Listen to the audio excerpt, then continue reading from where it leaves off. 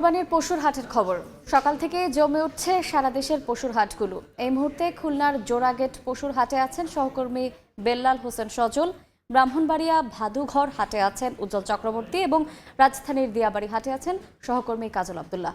সরাসরি প্রথমেই যাচ্ছি সজলের কাছে। একেবারেই শেষ মুহূর্তে জমে উঠেছে খুলনার কুরবানির পশুর হাট। বেলা বাড়ার সঙ্গে সঙ্গে আমরা দেখতে পাচ্ছি হাটে কিন্তু ক্রেতারা আসতে শুরু করেছেন এবং দরদামও কিন্তু চলছে। খুলনা সিটি কর্পোরেশন পরিচালিত এই হাটটি দক্ষিণাঞ্চল সহ মহানগরীর অন্যতম এই হাট।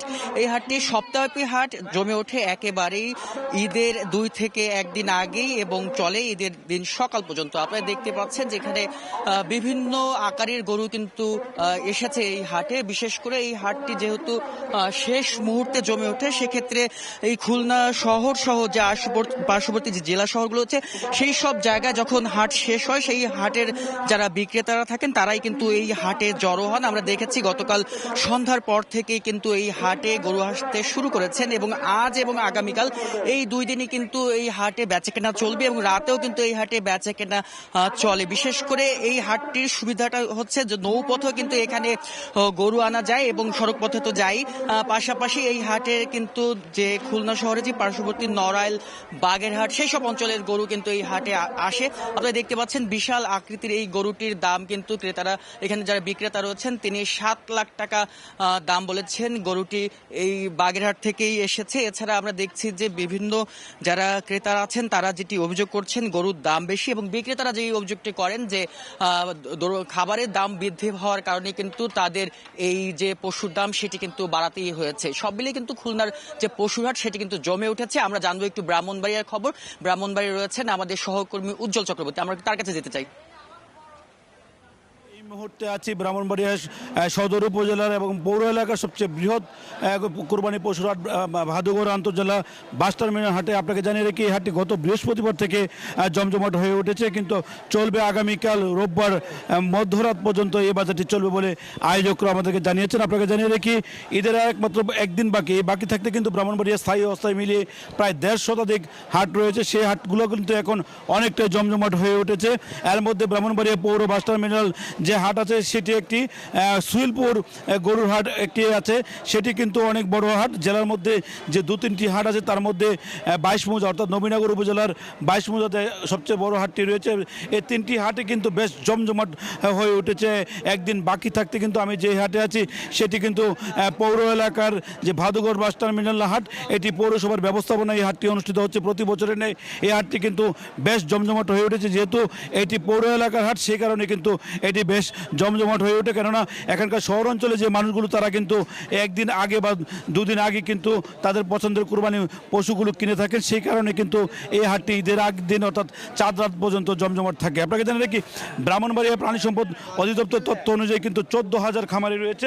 এই 14,000 খামারিরা তাদের উৎপাদিত যে কোরবানি পশুগুলো সেটি কিন্তু তারা নিয়ে আসছেন। আমাদেরকে জানিয়েছেন ব্রাহ্মণবাড়িয়া জেলায় 1,27,000 কোরবানি পশুর টার্গেট রয়েছে। তার মধ্যে 1,26,988টি গরু খামারে উৎপাদিত রয়েছে, মাত্র ঘাটতি রয়েছে 12টি। আপনাকে জানিয়ে রাখি এই বর্তমানে যে হাটটি আছে সেখানে 12টি গরু ঘাটতি আছে চাহিদা অনুযায়ী, সেটি কিন্তু অনেকটাই পূরণ হয়েছে। কেননা এখান থেকে উত্তরবঙ্গ থেকে কিন্তু যে গরুর পাইকাররা যারা কুরবানি পশু নিয়ে এই হাটে আসছেন তারা কিন্তু এই হাটে জমজমাট হয়ে উঠেছে।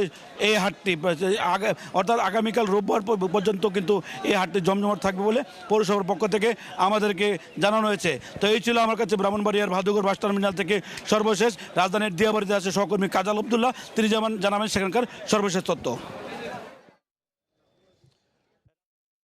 সংকট আমরা দেখছি না, পর্যাপ্ত পরিমাণ পশু দেখছি সব ধরনের বিভিন্ন জাতের, এবং একইভাবে কিন্তু যেটি বলি যে বিভিন্ন জাতের পশুর কিন্তু বলা চলে যে সমারোহ কোনো হাটেই কম নেই এবং ক্রেতারাও সকাল থেকে কিন্তু আসা শুরু করেছেন। যেহেতু মাঝে আর একদিন রয়েছে ঈদের, সেই ধারাকে কেন্দ্র করে কিন্তু তারা কোনো হাটেই কিন্তু আমরা দেখছি না যে এখন ক্রেতার সংকট রয়েছে, ক্রেতা আসছেন।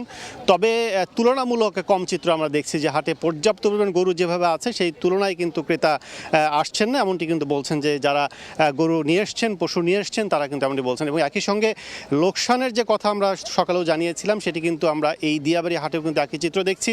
খুব যে গরুগুলো তাদের ব্যবসায়ীরা বলছেন যে 1,20,000, 1,30,000 কি 1.5 লাখ টাকা হতো, সেই গরুগুলো কিন্তু তারা 90,000 কি 1 লাখে কিন্তু বিক্রি করে দিতে বাধ্য হচ্ছেন। অর্থাৎ ক্রেতা সংকট তারা এখনও দেখছেন, যেহেতু সেই তুলনায় গরু যতগুলো পশু এসেছে সেই তুলনাতে ক্রেতার সংখ্যা না থাকার কারণে তারা স্বল্প পরিমাণ দামে তারা ছেড়ে দিচ্ছেন। অর্থাৎ প্রতিটি পশু নিয়ে আসতে ঢাকা পর্যন্ত গাড়ি ভাড়া থেকে শুরু করে এখানে রাখা এবং সব মিলে জনবল যে এখানে ব্যয়, সেই ব্যয় কাঠামো কিন্তু এক একটি গরুর পেছনে, বড় গরুর যদি আমি কথা বলি, 23 থেকে 25,000 টাকা কি 40,000 টাকা পর্যন্ত কিন্তু ব্যয় হয়। সেই ধারায় কিন্তু তারা এই যাতায়াত ব্যয় সব কিছু মিলে আবার এই গরু পুনরায় তাদের খামারে ফিরে নিয়ে যাওয়া কিংবা আবারও সেখানে নিয়ে যাওয়া, সেটা কিন্তু তাদের আবার বেশি লোকসান হবে। সেক্ষেত্রে তারা একমুখী লোকসান কিন্তু নিরসনের জন্যই কিন্তু তারা বলা চলে যে কম দামে বিক্রি করছেন, এমনটি কিন্তু বলছেন। তবে বরাবরের মতো তাদের অভিযোগ এমনটি থাকলেও ক্রেতারাও কিন্তু একইভাবে বলছেন যে তারা দাম ছাড়ছে না, দাম না ছাড়ার কারণে কিন্তু তারাও কিনতে পারছে না। তো সব মিলে বলা চলে যে রাজধানীর যে পশুর হাটে কোনো সংকট নেই কোনো পশুর, কিন্তু সব মিলে বলা চলে যে দাম ছাড়া না ছাড়া এবং দাম কম বেশি এর মধ্যে দিয়েই কিন্তু বিক্রি চলছে স্বল্প পরিমাণে, এবং বিকেল থেকে আরও পর্যাপ্ত বিক্রি বাড়বে এবং আগামীকাল এবং ঈদের রাত, চাঁদ রাত, সেটিও কিন্তু বলা চলে যে বিক্রি পরিমাণ বাড়বে, এমনটি প্রত্যাশা সবার। তো আমার কাছে এই ছিল রাজধানী থেকে সবশেষ। দেশের বিভিন্ন প্রান্ত থেকে কোরবানির পশুর হাটের খবর জানাচ্ছিলেন সহকর্মীবৃন্দ। দেখছেন